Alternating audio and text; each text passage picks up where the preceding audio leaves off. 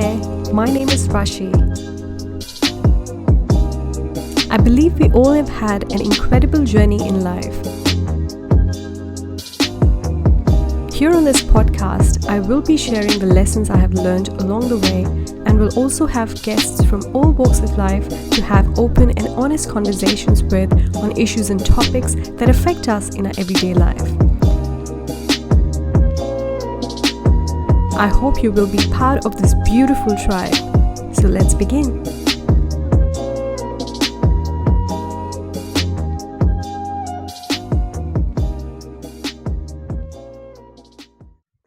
Hi guys, you are listening to Let's Be Rational with me, Rashi.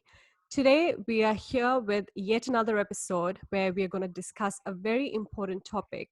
I just wanted to highlight that I started this podcast with the idea of opening up conversations on taboo topics, on social issues, and to just inspire each other and understand that we all face similar issues, and each one of us can help each other out and sort of lift this whole social circle and become a part of it and always reach out in the community. So basically just to expand the community, bring more people in, talk our problems out, lift each other by sharing inspiring stories. Today our guest is Monica Shepherd. And I have been pronouncing your name wrong, Monica. I'm so sorry. The first time we did an episode, I realized that I've been calling you Monica Shepherd. I don't know why, but it's Monica Shepherd.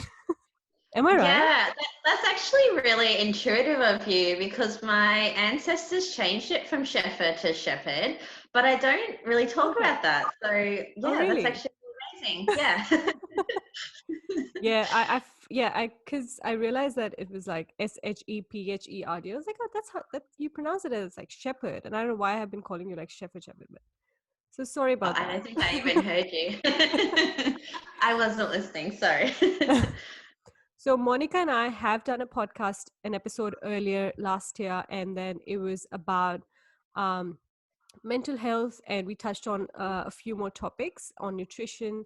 Um, but this time we are here to discuss a very important topic, and it's to do with abusive relationships, on domestic violence, on how do women and men both become part of abusive relationships. And it's a very relevant topic in these self isolation times, because I feel like a lot of people might just be in quarantine with an abuser. And abuse can come in all forms. It doesn't necessarily have to be physical. It can be emotional, psychological. Um, and for that, we have Monica, because she is a mental health specialist and is a naturopath as well. And she has had her own share of trauma when it comes to being in an abusive relationship. And she has seen the dark side of relationship and has victoriously come out of it. So I guess she is someone who can actually talk about this issue in depth and shed some more light. So thanks, Monica, for doing this. Oh, thank you so much for having me, Rashi. And it's such an important topic that needs to be spoken about as much as possible. And yes, I continue to see abuse in all its different forms, but also I think that even though we hear words like abuse or domestic or family violence, I know myself when I was in an abusive relationship, I didn't really know how to navigate that situation. I didn't know what resources there were or really even what my rights were. So I really hope that by us talking through some clear things tonight, that this is really going to help some people, which is exciting. Let's just get started with the basic question. Like, how do people find themselves in an abusive relationship? Like sometimes, a lot of people might be a part of it, but they are not actually aware of it. They Yeah. somewhat know it, but they are not ready to accept it and try to do something about it. Like, how do you find, or what's your take on, how is there anything in us that sort of um, makes us vulnerable to abusive relationships? Are there some like characteristics or some traits, personality traits? Yeah. Yeah, I think that's a really good question. And I just want to start with, when it comes to family domestic violence, never asking yourself the why, because we can get stuck in that situation where we're asking, why did this abusive relationship happen to me? Why did I let this happen to me? And at the end of the day, this other person wanted to have power and control over you. And that is never going to be your fault. It may have happened at a time of your life when you're a bit more vulnerable. So, you're a bit more stressed. Perhaps you're already a bit isolated from family and friends, but it's never your fault that someone else wants to have power and control over you. And the other thing as well is that most abusers are still going to have a really nice side to them. I mean, if we look at really extreme examples, Ted Bundy, for example, had a long-term girlfriend and a stepdaughter, and he was able to maintain that relationship despite his heinous crimes. And that is actually quite a common picture. So we have this abuser who can be really decent some period of the time, but then does display abusive behavior.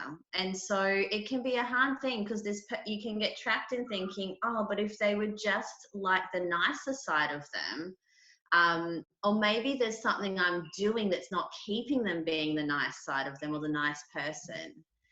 And so when we remove the blame and go, at the end of the day, no abuse is acceptable. It is never my fault. I don't need to worry about the why. The why is simply this person wants power and control over me. And I don't need to feel guilty for leaving this relationship. Then that's when we can come back into our own power. But it can certainly happen to anyone, any woman, or any man of any age, any background, any education. It's really about recognizing the signs of that behavior and that abuse. Yeah, that's so true. The fact that, the fact that it can happen to anyone despite your status, your how much money you have, how much power you have, how much Yeah. um, you know, confident you are, it can happen literally to anyone. But Monica, do you think it's easier said than done? Like, I feel like you a lot of I personally feel that, some women and men, they might lack some empathy towards themselves, or they might, like, having low self-esteem, some issues that they haven't dealt with psychologically, and, seeking approval of others, being very critical of themselves, but generally doing really well in their normal life. Yeah. They being susceptible to these kind of relationships, like abusive relationships, that it's difficult for them to come out of it. Like, I don't know, I'm just trying to I understand. wish I wish it was that simple, and I wish we could place the blame on someone like that. But the reality is that you can meet really confident young girls with amazing families who love them, who get charmed by an individual, and then a common pattern is for that abusive partner to try and then separate them from their family, to try and bring their confidence down. So yeah, I wish that we could blame the fault on ourselves in some way and say, oh, it's because of our low self-esteem, it's because we're really damaged.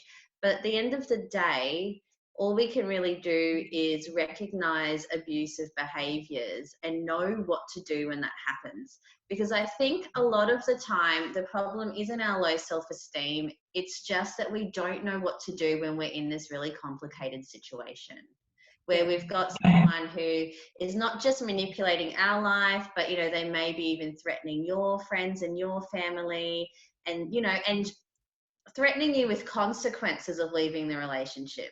So yeah, it's really about knowing what to do when that happens, and being able to leave and get out of that situation sooner if you ever find yourself in that situation. um so usually it's said that it's difficult for a person to leave an abusive relationship is because the last resort of an abuser would be literally that person might think of killing that person if they tried to blow the Yeah. lid on the person. So maybe that's also like one of the big reasons why people are scared to get out of an abusive relationship, like it's just, I can't even imagine like if somebody is going through Yeah. something really tragic. I mean, I've definitely been put in that difficult situation before where I was scared, not just for myself and my family, but for what it would mean for my child as well. And it's not always safe to leave straight away as well. So, one of the things that a lot of services will do is teach women or men how to have a safety plan. So going, okay, this person might not leave the first time they're abused or the second or the third, but if each time this happens, we want them to develop a safer plan. We want them to go, when this does happen next time, what are some things I can put in place to protect me? But yeah, there's definitely those threats. But it's also knowing, again, the difference between someone threatening and barking a lot at you and biting at you. And at the end of the day, I guess we'll come into this as well as far as what abuse and violence looks like. It's not just physical abuse, it's also damage to your property, it's also threatening, it's also coercing, Yeah. it's also that emotional and mental abuse. It might just be name calling. But that's all violent behavior, and none of that is okay or acceptable. And it's all admissible in Australian law court. Someone cannot threaten you. That is actually not acceptable behavior. Yeah, that's so true. Um, let's here get to your story. Like, if you are willing to share your story of how you were faced with an abusive relationship, what did that look like to you? And when did you realize it became abusive, and how did you get out of it? Yeah, I guess it's really complicated. And, you know, like a lot of people who've been in an abusive relationship, I've definitely had periods of time where I ask myself, how did I allow this to happen? How did this happen? What did I do wrong? And definitely come back to that self-blame instead of the fact that at the end of the day, I just met someone who needed to control and intimidate me. Um, and yeah, I guess one of the first things that started to make me realize along the way was, when this person wanted to isolate me from family and friends, when any time in life I wanted to get ahead, they would threaten and abuse me. And I was very, very scared. And it was extremely toxic and unhealthy. But there was also, I had a level of shame that came with that, and going, I feel so shameful that this is happening to me, and not knowing what to do. It's almost having this fear of this person and going, not knowing at the time that there were all these rights that I had, but no one's going to tell you. You almost have to go and seek help yourself. It was really complicated. And of course, he could be really decent and really nice at times, and so nobody is ever this, very rarely are they this complete monster. You Yeah. might get nice sides to them, and then you've got this other horrible side. But at the end of the day, it does not matter how nice someone is. If they are abusive in any way, that cancels it out. And I wish I knew that earlier. I just feel really lucky. I think what really saved me was I ended up confiding in some friends that this is what happened, and they were really supportive. They knew I wouldn't be able to leave straight away, but they slowly over a period of time supported me, strengthened me so that I was more able to leave. Yeah. But it took many times. It took times of having to drive to friends' places. There were many phone calls. And I think as well, when you don't have family living close by, it does make things a bit more complicated. Yeah. Yeah. That's amazing that, and I'm so happy for you that you got out of that abusive relationship and you're doing so, so well for yourself. Um, Thank you. I how, guess I should just add as well that just for people to be aware of is that one of my biggest fears was knowing what would he react like when I did leave, knowing I probably would still be harassed and threatened. And I absolutely was. It's not like just because I left and we weren't living together that abuse necessarily stopped. The abuse only stops when you do something about it, when you take action. Um, yeah. yeah. Um, And it's inconvenient. It can be inconvenient because you don't want to have to be dealing with this other person's abusive behavior when you've got, maybe you've got other things you wanted to do. It can be inconvenient to have to go through the process of standing up to a bully, but it's something that we have to do. It must be done. Yeah. Yeah, the important point that you reached out to your friends, few friends that Yeah. you believed would, have your back, and I think that's an important message that we should always remember that there are some people in if like there are a few people in everyone's life who Yeah. really will look after you. You just need to confide and be open and vulnerable enough to convey that sort of message and Yeah. just you just have to tell someone, like it could be your You friend. have to tell someone. And so Yeah. it started with friends, and then I got more comfortable in time, even being able to tell some neighbors. So I say to some people, maybe they're living in a situation where they don't know a lot of friends and they're in a new city perhaps. Tell someone, tell a work colleague, tell a neighbor. And, you have to let other people know. It's really important. Yeah, that's really really important. um So I was actually, just reading about like attachment styles that people have um, Mm, in relationships and with other people. So I mean, I came across like three, like secure, avoidant, and anxious. I think there are more. I think there's like four types, yeah. or three types. I'm not sure. And how those styles of attachment we can actually detect um, for ourselves, and we can also see what the other person is like and sort of get an idea of how your relationship is, and that might sort of give you an idea of I don't know, not necessarily an abusive relationship, but it will give you an idea where you can um, better yourself and you can understand the intricacies of relationship, and maybe if you are heading towards an abusive relationship. um, do you know more about these attachment styles, or if you wanted to discuss? Yeah, I think that a lot of women and men who get themselves in abusive relationships, there can be that rescuer pattern where they want to rescue the abuser because, they might feel some sympathy for them. And that can come into a range of those attachment styles. Usually not avoidant so much, but more the anxious and more the overly attached. And I think it's really important to remember that it's up to the abuser to change. You cannot change them. That is not your job. They are an adult. Regardless of the sob stories they tell you, they will be okay. That's their life. That's going to be up to them. Yeah. Um, yeah. So it's not our job to rescue anybody or to have that attachment. When you've got two healthy people with two healthy attachment styles, then they can come together and have that really nice interdependent relationship. Um, so yeah, I think it's a good point. It brings us back to the fact that you can't change your abuser, you can't save them, you can't rescue them. That is absolutely their choice. And even if they say sorry, the only thing that you should accept is change of actions, change of behavior. Mhm.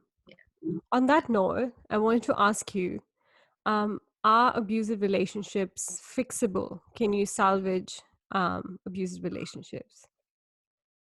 Look, I think that the most important thing you can always do is that you are in control of yourself and you can always get help for yourself. So if you're in an abusive relationship and you want the abuser to seek counseling, see a psychologist, that's their choice. But you are certainly within your right to go and see a counselor and go and see a psychologist. And I know when I was first leaving the abusive relationship, I did find counseling really helpful because it really started to bring back, for example, there are a lot of thoughts that I had developed over the relationship from what this other person had said to me that I realized was not actually how I thought about myself. So, as far as whether an abusive relationship can be saved, that is going to be up to each individual person. But you cannot control what another person does in a relationship. You can only ever work on yourself, and that's all you can do. Yeah. Yeah. Now, on the So topic, people would have to. Yeah. yeah, sorry. Yeah. No, that's okay. Um, so they're also like physical. Now, some, abusive Mm, relationships are clearly abusive in terms of, you can see the physical yeah. harm done to their bodies. And then there are some like emotionally abusive relationships where you don't really have the proof to show, or you can't really prove that the person has harmed you because there's actually no physical evidence. What is Australia's law when it comes to emotional abusive relationships? um Yeah, so a person can't even financially abuse you in a relationship. okay. Because often an abuser will try and use money and finances as a way to control their partner as well. That's also considered a form of abuse. But with emotional and mental abuse, if you've got text messages, these are all admissible in court to keep. There's also certain apps you can download that will keep all of these abusive text messages. You really, anything, if a person comes to your house and tries to enter your property, also not acceptable. So yeah, emotional and mental abuse do hold up in the law of court, and there's two ways you can get a safety order. Sometimes the police are now within their right to put an AVO out on somebody, even if the abused person doesn't want to, but you are also within your right to go and apply for one yourself. And it can be on the grounds of emotional and mental abuse. Because at the end of the day, if someone has no reason to contact you and you have repeatedly asked them to stop, then that's not okay. They need to respect that. Yeah, yeah, that's Yeah, true.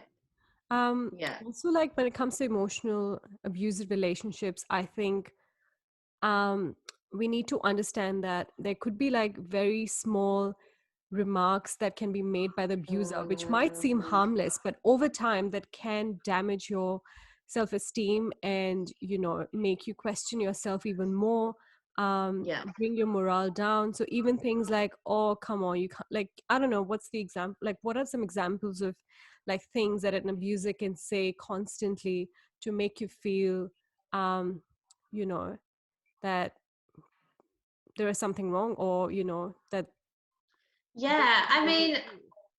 I even experienced a lot of racist comments in my abusive relationship where, my nationality would be used a lot. That's also a form of abuse and not okay to make jokes about someone's race continually. I think that's a really clear example of not being okay.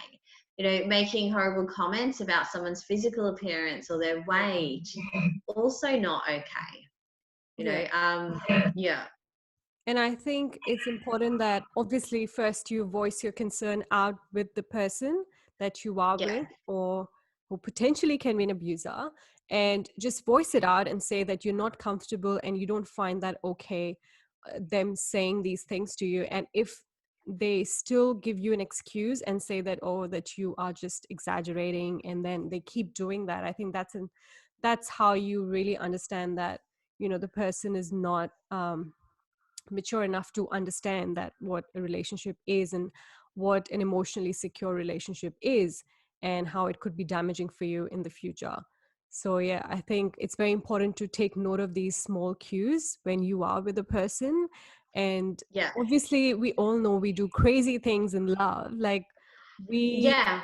yeah, it's we think that, oh, we are going out of our way, we sort of put them on a pedestal, and Yeah, really excuse a lot of things that we shouldn't. So just be mindful of, I think it's very important to have boundaries. Like, I yeah, believe you should have personal boundaries. Before entering into a relationship, you should know what your values are, what you are not going to tolerate. Like, you yeah, should be literally be very vocal about it, that no physical harm, definitely, but even like yeah, psychologically, it has to be a nurturing relationship, and no sexist, yeah, racist remarks or something like that. Like, that should be your value system, and you maintain that value system throughout the relationship, and make sure that the person is not crossing that boundary. And if that person is crossing that boundary way too many times, I think that's yeah, a clear red flag that there is something wrong? With a lot of abusive relationships as well, the abuse tends to start quite early. And it's one of those things where, yes, no one is perfect, but yeah, be really mindful of what you choose to overlook early on. Because if that's a problem early on, it's probably going to continue to be a problem. It's that whole thing, like even in healthy relationships with couples, the arguments they tend to have tend to be really similar arguments. Like, you know, the thing that you argued about when you were dating at 6 months tends to be a similar thing you argue about at 6 years, because, you know, Yeah, that's just the dynamic between you. Um, so yeah, looking for those red flags, but then on the opposite, I think you've mentioned this as well, is looking for the green flags in a relationship. When someone makes you feel really good, yeah, when someone makes you feel more comfortable, more confident. And I think that that's why it's important to take your time getting to know someone. yeah, that's so true. Yeah. Um, I just wanted to say, I think the same sort of values and boundaries you can also have when it comes to bullying. Yes. Bullying by a work colleague or someone in your friend circle, social circle, in your families, it happens a lot. Personally, Yeah. has happened to me. I think it's very important that you stand for yourself. You have those boundaries. You know what you're not going to accept, and Yeah. you voice out your concern to someone that you know that because bullying I believe is also kind of comes in the category of like sort of emotional abuse, Yeah. and and you can take similar measures when it comes to tackling an abuser or a bully. Yeah, absolutely. And I think that wherever possible, we should always stand up to bullies. Like I was saying before, even if it's inconvenient, if you are in no immediate physical danger, always stand up to a bully if you can. You know, Yeah. I think where possible, you need to always live your life and continue doing your goals and your things. And that's been the same with me over the years as well, having to deal with the long term effects of having been in an abusive relationship. It has not stopped me living my life and doing the things I need to do. And it's the same with bullies of any kind. You cannot let them stop you from doing the things that you love doing and going in the direction that you're meant to go in. No one gets to take that away from you. Yeah, No. that's so true. Well said. Thanks, Yeah. Monica. That It's was okay. But I think the other thing that just popped into my mind as well is I think an abusive relationship, it is a cult. Like we think of a cult as being, you know, this big group, and yes, it can be like that, but you can also have a cult-like relationship as well. And the difference between like a cult and, you know, a more standard religion is that in a standard religion, you know what's expected of you. So, for example, you know, if you were going to become Jewish or Christian, you know what would be expected of you. You know, maybe you have to get baptized, maybe you have to study something, who knows, maybe you have to go keep Sabbath, maybe you have to go to church once a week. You know what the expectations are. But in a cult group, you never know what's expected of you. You never quite hit the mark.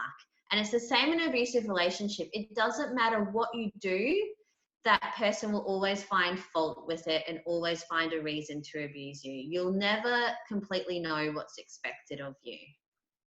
yeah. Um, I hope that makes sense. Yeah, no, that's a really important point. Um, is there any other thing that you wanted to highlight when it comes to dealing with abusive relationships that I didn't sort of mention? I Um, think maybe even just like immediate safety. Um, so, for example, I want people to know that in Australia there's 24/7 hotlines that you can call. Please do reach out to them. They are able to help you so, so much. So, I know in Victoria there's Safe Steps, there's also Respect. They are open 24 hours a day, even on public holidays. When you call them, they will be able to give you clear advice on what to do and what your rights are, because you do have rights and it's so important. But I say simple things like, if you don't live with the abuser, don't park in your driveway. You don't want someone to park you in. Make sure you've always got a small bag packed so that, you know, if you had to leave at any time, you would at least have some basics in there. You know, during the time at the moment, I say you're always within your right to drive to your local police station. So know where that is. Even if you just feel a little bit unsafe, you don't need to wait for abuse to happen. Just drive there, just go, and they will be able to help you and point you in the right direction. And like we were saying before, letting as many people know as possible. And not every person's going to know how to respond or know what to do when someone says, hey, this is what's happening. But you've done the right thing by letting them know. Let your neighbors know. At the moment, you could put a letter in their letterbox and explain the situation. It's really important to know that you're not alone. It's so Yeah. important. Yeah. Yeah. That was really helpful. Some really useful tips there. Um, Yeah. yeah. I hope people who are listening can understand that it is possible to get out of an abusive relationship. Obviously, It the is. first few steps might be really scary and frightening, Yeah. and you just don't want to probably risk it for probably for your family, or you're just scared for your life. But there is a really bright side to the other at Yeah. the other end, and Yeah. once you just get out of it, obviously the first few days or minutes or weeks could be um, difficult for you, but once you Yeah. cross that line and once you go the other way, there would be no looking back, and you will be surprised how beautiful your life can be without this abusive person. And Oh, that's that's beautiful, Rashi. yeah. Yeah. That's so Important to know. beautiful. It's so true. And there's no shame in divorce. There's no shame in leaving an abusive relationship. There should be more shame in, the amount of abuse Yeah. that is happening in the world. That's where the shame should be. Yeah. Yeah, and But this let is like shame in. this is Yeah. like another whole topic, especially coming from India, Yeah. where divorce is such a taboo. Like people Yeah. think that, oh my God, they had a divorce. Like, oh my God, like Yeah. something must be really horrible, and they're like gossip stories. And it's, I mean, it's better to be divorced than to be living with a person that you're miserable with, or Yes. someone who's potentially Yes. an abuser.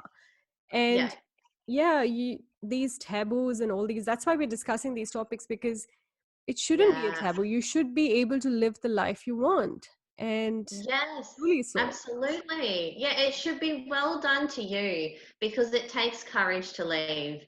And often like I said, if you've got a friend or a family member who is in an abusive relationship, know that they may not always leave the first time they tell you either. It Yeah, does often take them time to build a plan. But it comes down to the fact that when they want to leave, you've just got to leave. It yeah, just has to be that simple. It will be difficult, but there are charities that are there's so much help available. There yeah. really is.